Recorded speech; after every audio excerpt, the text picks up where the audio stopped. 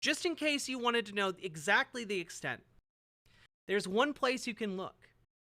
And that place is the think tanks being paid by conservatives to come up with ideas and policies for where they can take the conservative movement in the future.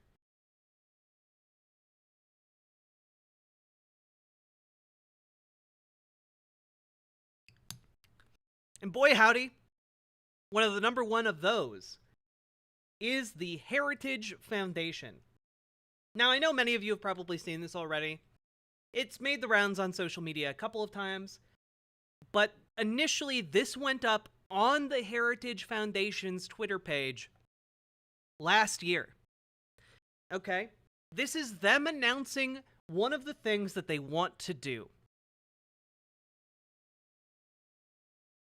You'll never guess what they want to do, chat.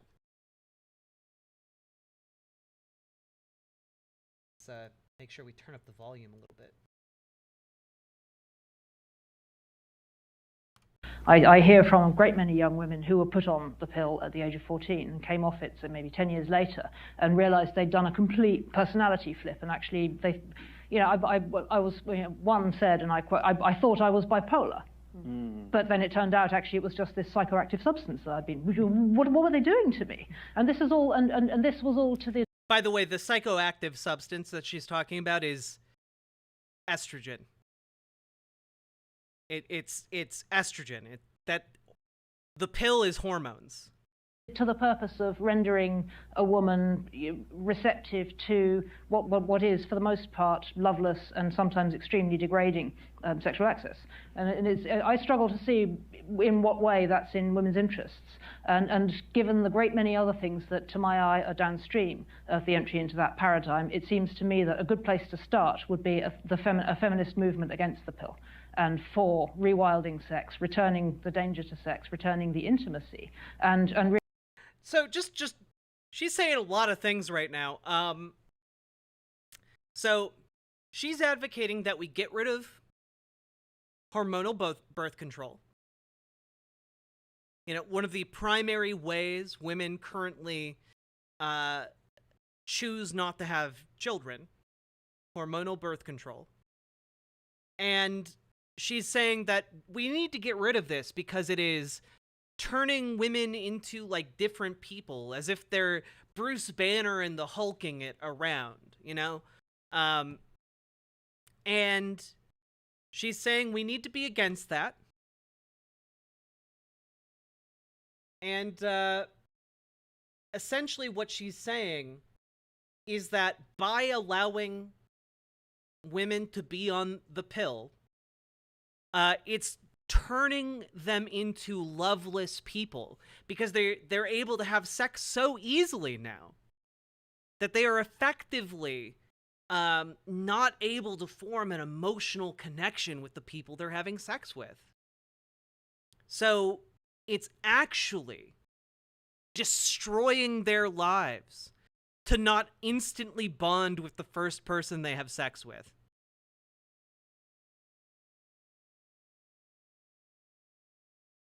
Yeah, and that's the thing, Polaire, hormonal birth control is definitely not right for everybody, but it is the most common form of birth control in the United States. So, like, it's good to have all of the options on the table, but, like, if it doesn't work for you, it doesn't work for you. You know, go get some, like, dental dams, get some, you know, get an IUD, get these things done, right? But then she goes a bit farther than that here. Loveless and sometimes extremely degrading sexual access. So again, she's not just saying that, like, oh, women can't form attachments because of the hormones in their brains driving them crazy. The same hormones that women normally have in their brains, I guess. But she's saying that, like, by having birth control, women are being degraded by choosing to have sex with men and not getting pregnant. Like, that's crazy. The idea that the only reason they're being degraded here is because they're not getting pregnant. That's the only reason she's saying that they're being degraded here is because they're not getting pregnant. Or if you wanted to be slightly more charitable, the reason she's saying this is being degraded is because like they can't form the same emotional attachment and thus are more open to being degraded. But like either way, like that's just not true. That's not how hormonal birth control works, you know? My niece needs birth control for her ovarian cysts. Yeah, and like a lot of women use hormonal birth control to like not experience like horrific periods. Because some women have worse periods than other women, and like sometimes it's just better for them to be on hormonal birth control, so they skip them, you know? And I struggle to see in what way that's in women's interests. And given the great many other things that, to my eye, are downstream of the entry into that paradigm, it seems to me that a good place to start would be a feminist movement against the pill and for rewilding sex. So what she means by rewilding sex here, I think is revealed by what she says immediately after. Returning the danger to sex, returning the intimacy, and really the consequentiality to sex. What she's saying here is that we need to make sex more dangerous to women. We need to rewild it, meaning we need to allow sex to not be a controlled interaction you have based on like mutual attraction and consent. Instead, we need to have it rewilded. You know, we need to have it be something that just happens. And it needs to be consequential, meaning that it needs to result in or drastically increase the prevalence of the result of pregnancy.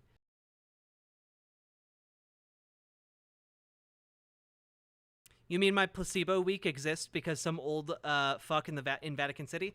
Yep. You don't need placebo weeks, baby. Yeah, so basically, rewild, like there's been too much sex deforestation. Unironically, Griffiths, yeah. They think that there's too much sex being had, and that is cheapening sex.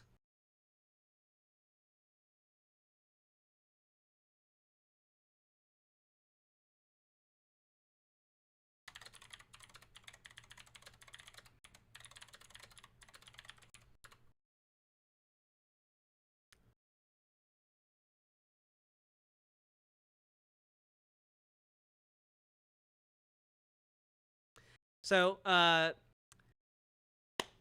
finish this. And a great deal follows from an intentional reconnection of women's opting intentionally to reconnect with the fullness of our embodied nature. Yeah, except you kind of gave the game away by saying that you want to return the danger to sex. You kind of gave the game away here, lady. This isn't about reconnecting women to anything. This is about controlling women's bodies, making it more dangerous for women to exercise their bodily autonomy in order to control their bodies. This is what you're advocating for. That's you. You are the one who wants to return danger to women who are interested in engaging in sex.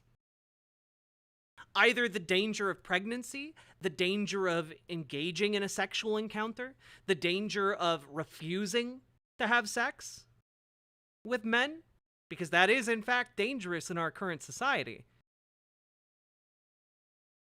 Like that's on you. You're the one who's saying, "Oh, I want all these cases of sex to be more dangerous for women." I can't actually think of something that would be less overtly or more overtly sexist than this, outside of like having a position of like extermination towards women. I feel like she's not saying this. But the implication I'm picking up from this is that she's advocating in some way that, like, women need to have more danger hoisted upon them if they are considering being intimate with someone, or if they're even, like, out in public looking too sexy. Like, she wants women to be afraid of this new danger and to have that fear cut down on their possibilities. She wants the fear to control women again.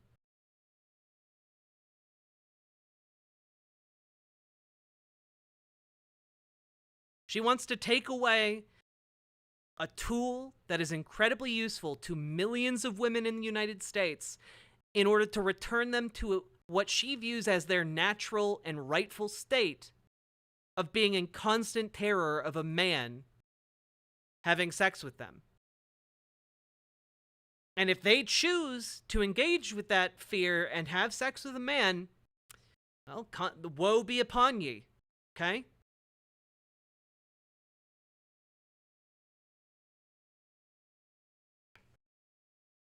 Absolutely disgusting. I actually watched a podcast on conservative feminism. They have this misguided idea that structure and order makes sense, that you got to be the leader of the house, that women are to protect their kids from the outside world, to be controlling and helicopter parent their kids. Well, yeah, Super Jet Guy, a lot of conservatives think that they can just create mini-me's, that they can just, like, create clones of themselves, that they can perpetuate their ideology, that they have control over what their kids wind up believing. And that's just not true.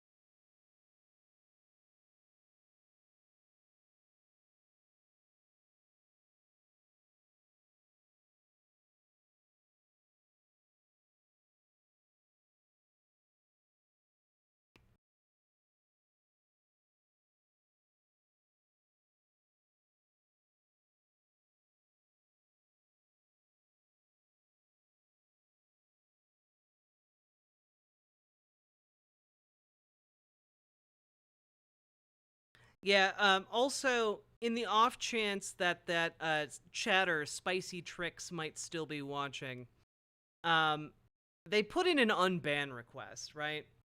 First of all, there's no way I would ever unban you. Second of all, your appeal to, but I think pure and open and honest discourse is the best way for us to resolve differences. No, you don't. You think that the state should, under force of, violence, come in and deny gay people the right to get married. You don't believe in rational discourse. You've already straight up admitted that you want to use the power and force of the state to essentially force gay people into a subordinate role in society. You already said that. So we know that you're full of bullshit on that point. You might think you're not, but you are. That's the logical endpoint of your positions. Second of all, you might think that open and honest discourse is the best policy towards that. In one-on-one circumstances, sure, maybe. But I'm doing a show. And I have a community of people who watch that show. And that community of people is made up of predominantly gay, lesbian, bisexual, transgender people. Effectively, people you think are lesser than you because your holy book told you that. And you yourself talked about the struggle, how true freedom means the ability to fight for your values.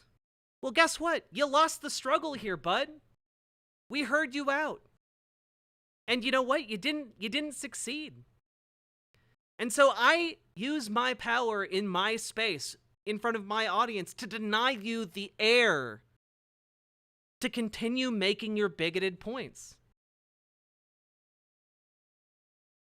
You were in my chat spouting off nonsense about how 40% of like same-sex couples abuse their children. That's just a lie. That's just a lie. And I know it's a lie because I've debunked it on stream before. And I'm not just going to tolerate it from some random chuckle fuck who comes in here hot and bothered because their holy book tells them that they have the right to subordinate people like me and people like the folks in my community. We're not going to take that laying down. You're the one who said, you know, you believe in freedom, you believe in the competition of values. Well, guess what, chuckle nuts? Your values lost. They lost over a decade ago, and they're going to continue losing. And they will continue to lose even if we have to pick up arms and assert ourselves through force. Like, I'm sorry, that's the truth. You cannot force us back into the closet. We would rather die. So, that's on you, folks. That's on you. If you want to come and try and force us back into the closet, you do so at your own peril. My God.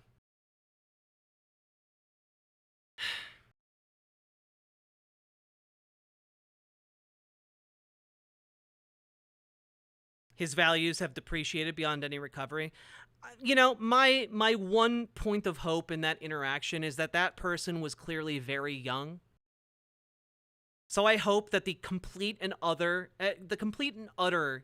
failure of his ability to assert his values in this space teaches him a valuable lesson and dissuades him from his current course of action. Because otherwise he's going to be marching down the street with those neo-Nazis in 5 years. The ones that were marching down the street in Tennessee just the other day. There's no daylight between his current views and the views of those people.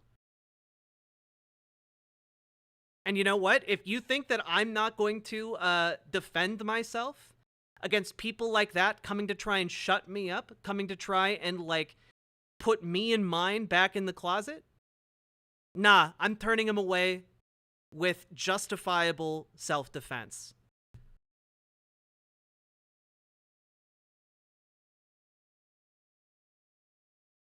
This is not Fed posting. This is me rightfully asserting that I will defend myself and those that I love.